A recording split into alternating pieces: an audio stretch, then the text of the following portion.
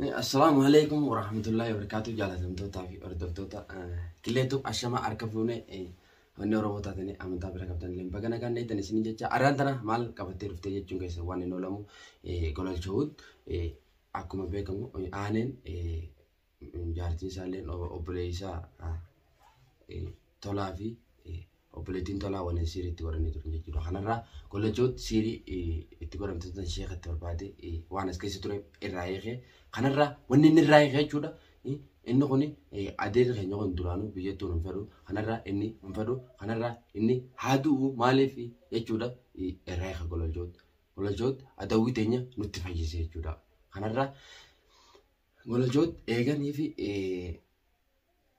gartee golo aanee bira dhaqee jechuudha isa bira dhaqee siirii irraa eegee kunoo isillee akkuma gartanii kanarraa anillee guyyisan viidiyoo isa waraabee jira agartanii kanarraa gololchoot hayyee rakkoon qaba sumaanuu gaa gololchoot biiftuu qabee jawaala sirraa fuudhee akkuma beekamu ni beektanii kanarraa biiftuun arraan tana gololcheelaa baddee jirtii eega akka isaate bakka silaa aanee san gololchootiitu shaararra deemee jechuudha. No, biiftuun xiqqoo dura naatoo walti turte kanarra beetiin jira naan jettee jirti jechuudha. Kanarra gololchoot bakkaanee isaatu bu'a. Yoo inni gartee shaararra deemee jechuudha.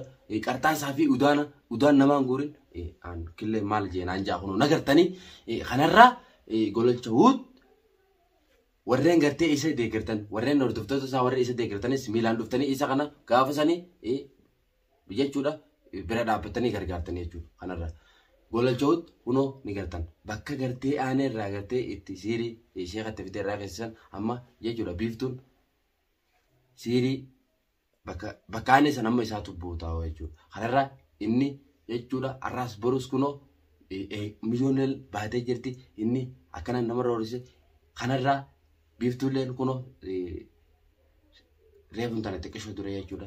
Naa bilbiltee turte beetan jira kunoo rabbi alhamdulillah na baasete naati walti jetta kanarraa waa'ee gololchoot kaa kunoo waliif gatteenye kanarraa isiilleen rabbi nagaan baasee kanarraa rakkoon qabu gololchoot bakka silaa aanee maraatisan gololchoot nu maraatuu dhisi inni shaararra deemee akka udaan namaa miika qartaasa jechuudha. Yoon gololchootiitu guuruu ta'a jechuudha. Kanarraa warreen isa deeggartan gaafa san kottaa gargaara warreen isa deeggartan warreen leenca keenyarraa gabbuu hinaan jettan gaafa san jechuudha isa dhuftanii miilaan dhuftaniiti jechuudha akkasumatti leenca keenyarraa gabbuu hinaan jettan jechuudha hordoftoonni gololchoot dhageessanii irraan isinii gabbaa gaafa sanii dhuftaniiti gololcharraa gabbuu jettanii jechuudha wal faamnaa rakkoon qabu. Isini gololcharraa gabbee gololchi maal keessan inni maal inni miyyoo sanuu biiftuu san akkos godhe jawaala sirraa fuudhe yuutuuba siitii sirraa fuudhe isiisan hangam takka azzabe mujrima kan inni mujrimaadha isin hin beektan malee goota jettanii asii natti faarsitanii jiran gootummaa isaa isin biratti goota malee nu biratti gootaa miti inni gololchoot jechuudha. Isin biratti goota ta'e malee na biratti gootaa miti. Isinii galee kanarraa inninis takkas godhee isinni intalalaa ni beekama kanarraa inni diina keenya yookaan adeemsa keenya sun nun fedhu jechuudha. Inni kana waan nun feene jechuudha kana adawwii teenya maalutti gartee dhaqee siiriirraa haa du'u maarraa eege maaliif irraa eege dhaqee.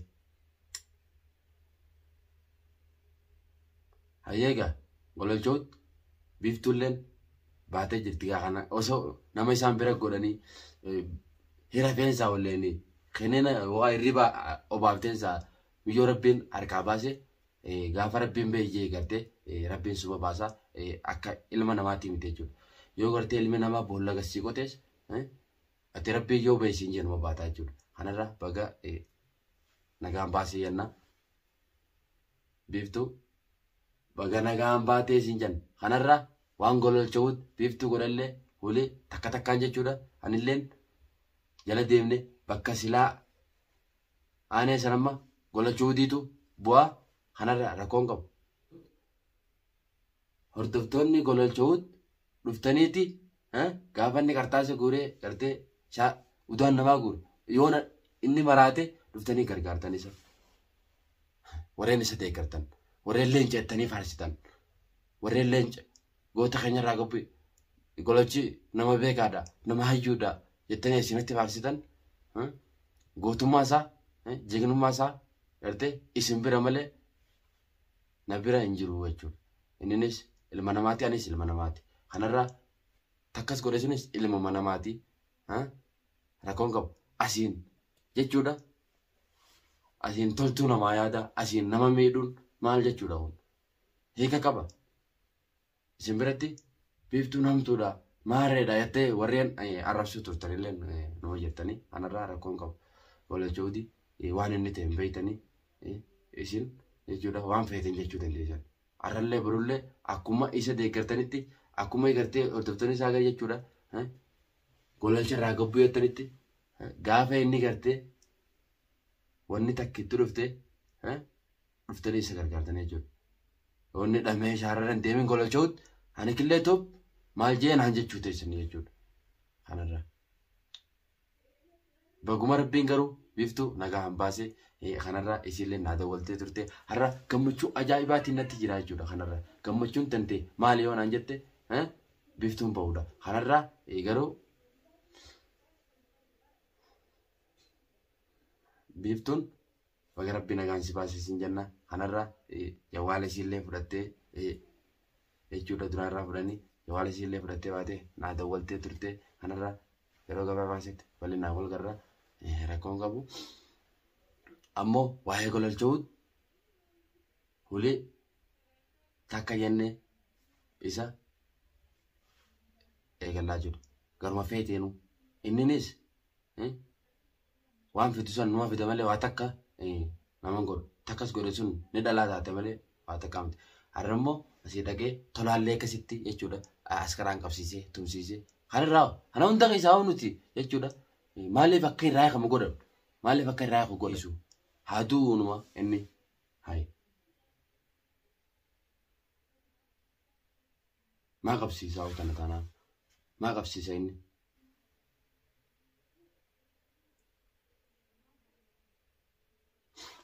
kanarra tolaallee kan qabsiise golalchooti jechuudha. Golalchooti jala deemee jechuudha maallaqa kafalee kan tolaa qabsiise golalchooti. Kana hunda kan shiraa kana hunda tatee jechuudha.